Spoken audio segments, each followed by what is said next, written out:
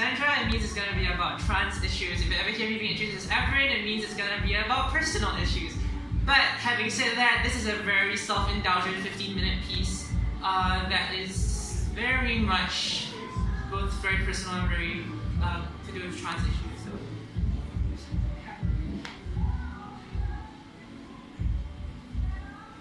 My body is a cage that keeps me from dancing with the one I love, but my mind holds the key. My body is a cage that keeps me from dancing with the one I love, but my mind holds the key.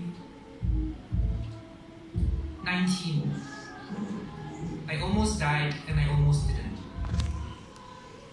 Hands, mechanical, methodical, stretching green fabric across my chest, binding loose, ill-fitting, too big and baggy and wide, yet wears like the yoke of a convicted prisoner. I wear a smile on my face. Heavy steps muffle, the ambient sound echoes back. Mired in the self-same notes, the footsteps of everyone else lost in the crowd, I wear silencers on my feet.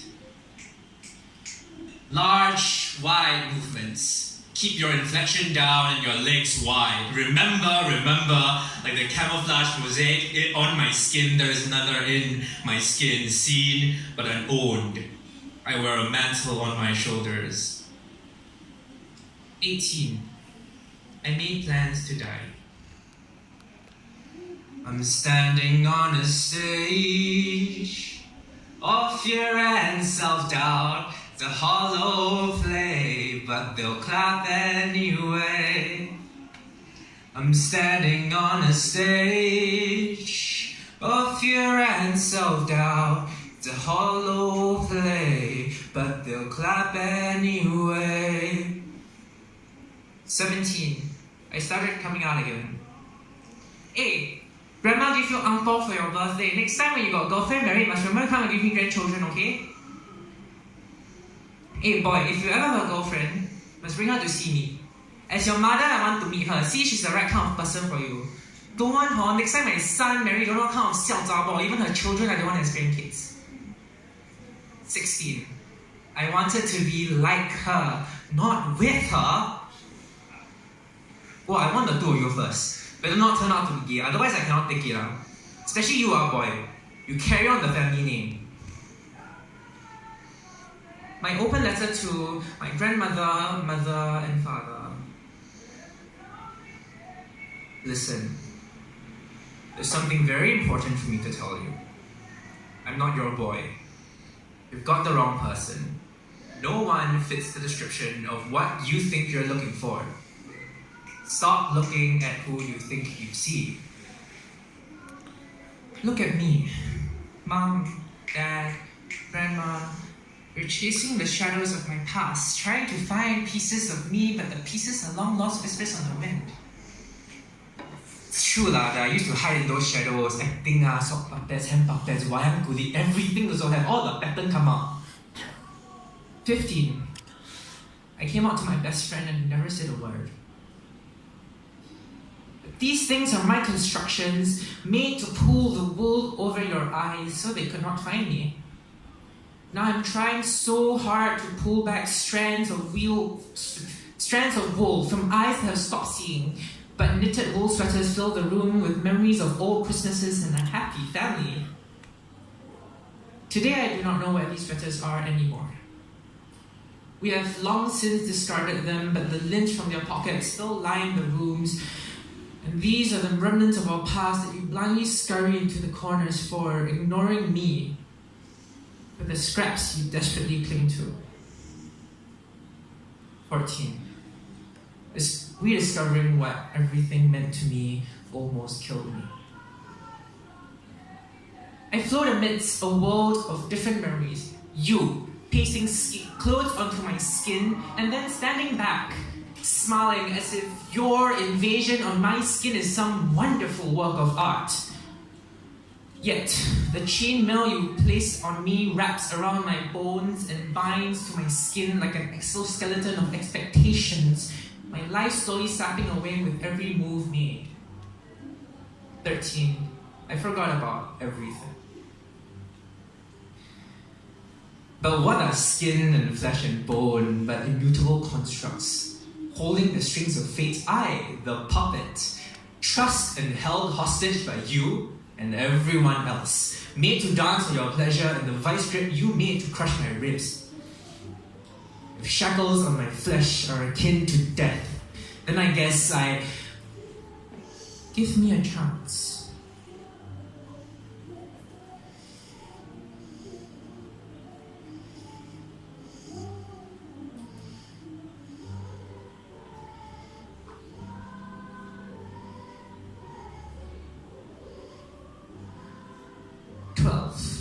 I start feeling deeply guilty about being in Mom's closet, so I withdrew into my own. My body is a temple to a god I do not believe in. It's poorly built, destitute, in disrepair and despair, like a haphazard chimera of Greek legend hastily pasted into place with unerring accuracy. Hard and soft where it should not be, thick and thin in all the wrong places, space inverted like a photo negative, grotesquely seamless in its complete wrongness. Please. 11. My voice broke. So did everything else. Strange, isn't it? That the very skin you inhabited for years could feel so foreign. A stranger in your very own house, a heretic in a house of God. Blasphemous and unwelcome, yet I keep trying to cleanse this unholy temple, tearing hair from roots, as if the action or desire for unbroken skin could root out the darkness festering just beyond the bulb, like a fungal seedling growing unhindered by extrication of its fungal body, as if bones could shrink just by wrapping a whalebone corset around my ribs, squeezing life from my lungs as I gasp for air and realizing this sensation of suffocation feels no different from being caged by these ribs. You know what? Fuck you.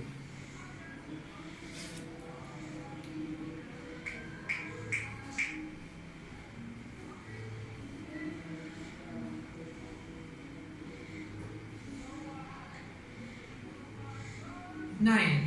We had a book about the human body at home. It talked about puberty in one of the very last pages, and I read it over and over again, starry-eyed, wondering if I could even get what I wanted, hoping desperately I could somehow get the right puberty, despite everything I knew. My body is a cage that keeps me from dancing with the one I love, but my mind holds the key. My body is a cage that keeps me from dancing with the one I love, but my mind holds the key.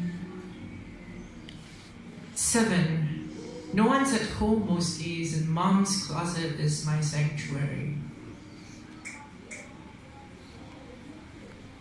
But then words you turn from flint to steel, stilettos sliding between my ribs, tearing into flesh like a penknife through paper, cleanly, with nary a drop of blood marring the perfect silver smiling faces. You tell me things, stirring deep within the buried resentment of my own skin, and drag them from their graves into open air. They spill forward, hot, like before the day they died, and I left them to rest.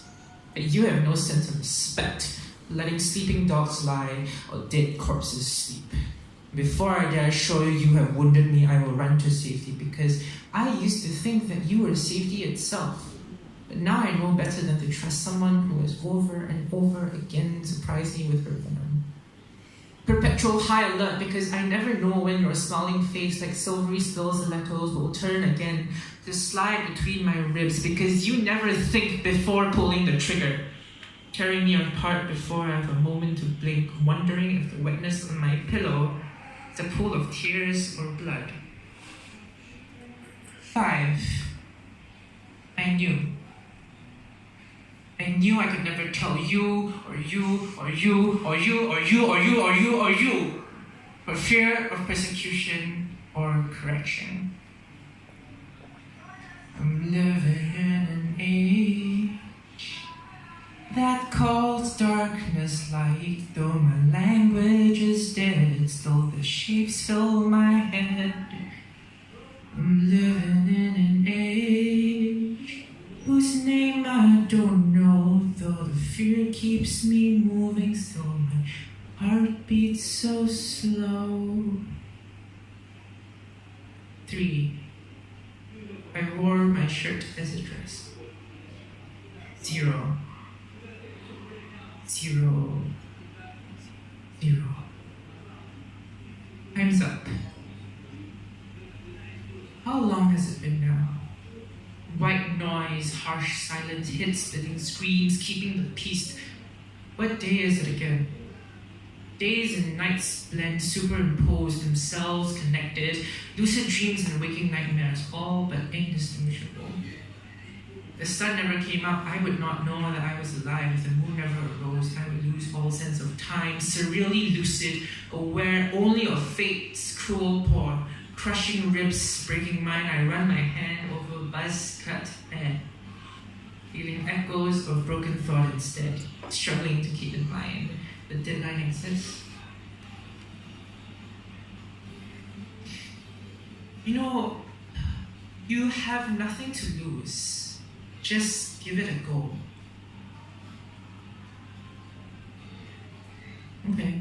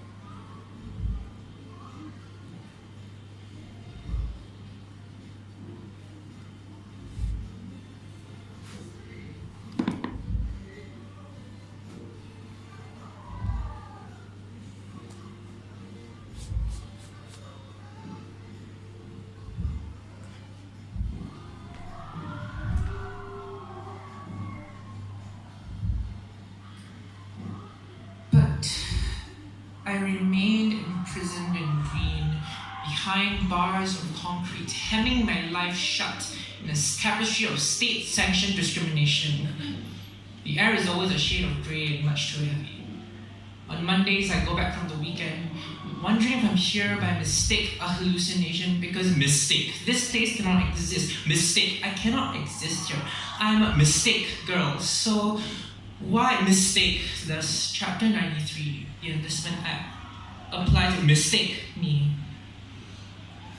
A lesson in SAF legality. Number 1. Section 302. A modus operandi for dealing with quote-unquote homosexuality, transvestism, and pedophilia. Male service persons are classified and diagnosed as effeminate or severely effeminate. 2. SAF national service persons are disallowed from taking hormonal treatments during the term of service. 3. A service person cannot be released from service upon diagnosis of gender dysphoria. A lesson in ICA legality. 1. Whether or not I get to change my name depends on who the person is behind the counter. 2. If I want to change the gender marker on my IC from M to F, I need to sterilize myself and get a surgery that costs like $25,000 or something.